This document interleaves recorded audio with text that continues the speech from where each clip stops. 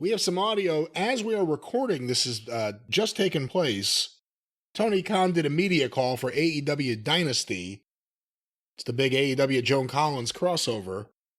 Here's Tony answering a question, apparently, I'm reading this now, about the fan feedback to airing the CM Punk Jack Perry backstage footage. Oh, boy. After the ratings came in, felt like when the TBS called me and told me, good job, you have to remember that I'm responsible for everybody's jobs in this company. And it is really important for us to please the network, and TBS was really happy with that show and that performance. That's the most important thing. And hold on one second. First of all, just real briefly, TBS wouldn't know shit from apple butter about why that they aired the footage, what the footage was about, or what do they care about backstage skirmishes. They probably didn't know. They're looking at the number. But what Tony is trying to say to us there is that TBS called him up and said, oh, you did great. You're back to where you were 3 weeks ago. Because that's what they did. They dropped a couple weeks, and then with that footage, they got back up even to where they were the 3 weeks before, right? And by the way, is that the argument now, that he aired it just to make TBS happy? Well, I guess because that, the other ones didn't fly, so why not come up with that one? But no, it wouldn't make TBS happy one way or the other what they air as long as the number is there. And the number was what the fucking show had been doing 3 weeks before that. It wasn't like they suddenly brought The Rock in or CM Punk and the quarter jumped 500,000 viewers like on the other program. They got back to the level they were at 3 weeks ago. And people made fun of them in the process like never before. Well, there's not too much more here, I don't believe. Let's go back to Tony.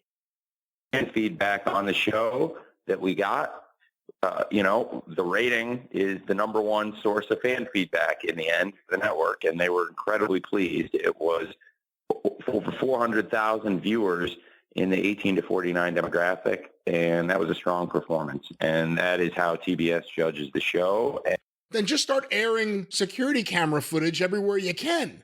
Well, no, just go ahead and air Punk's greatest hits because that's where he's strongest, the 18 to 49, right? And that's why extra people tuned in to see Punk on the show. So just every week air another CM Punk match that you have in your archive as a rerun, and it will do better viewers than the new stuff with your other fucking weasels.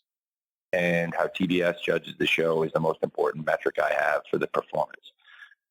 And then the fan reception last night, we had an amazing crowd. The fans were rabid. They were really excited. They were red hot, in particular for that match involving the Young Bucks. FTR got big chants. And I think people were really excited. What the fuck was he watching? There was 2,500 people in a 90-year-old ABA arena standing there staring while the fucking Buckaroos and Okody fucking beat up 3 people. They were rabid. Foaming at the mouth. Foaming at the mouth even. Yes, probably because they got goddamn some type of disease from Moxley, who was out first. He's contagious. Teaming up this weekend with Okada to take on Pac and FTR and get a preview of that big ladder match at Dynasty. I'm very much excited about it. I do think that what we did last week added a lot of intrigue to this match, and I'm very excited for the Dynasty pay-per-view. I think it's going to be a great pay-per-view, and I am very happy about how we got here. How did that security camera footage add any intrigue whatsoever to the tag team match coming up between the Buckaroos and FTR? They couldn't even come up with a good story. We couldn't pray. They have to be disingenuous fake heels even when we couldn't pray before our match because we were so distracted by this guy shoving this other guy and somebody getting face locked that we were done for the rest of the night. What? I've been in fucking car wrecks and gone and hosted Raw live for 2 fucking hours.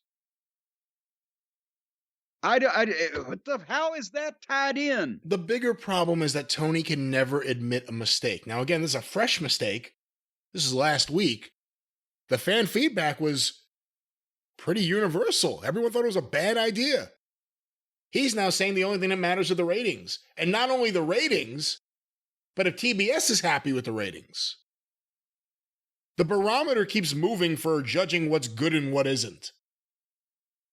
And he just can't say, I made a mistake, or it's a bad idea. He thinks it built up interest in the Bucks FTR match.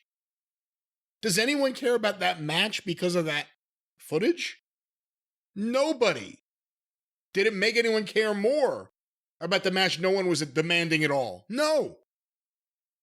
You know, I always go back to this. Tony wants to go out there and say other people have bad faith arguments. Tony never talks to the wrestling media or anyone in good faith. It's always bullshit.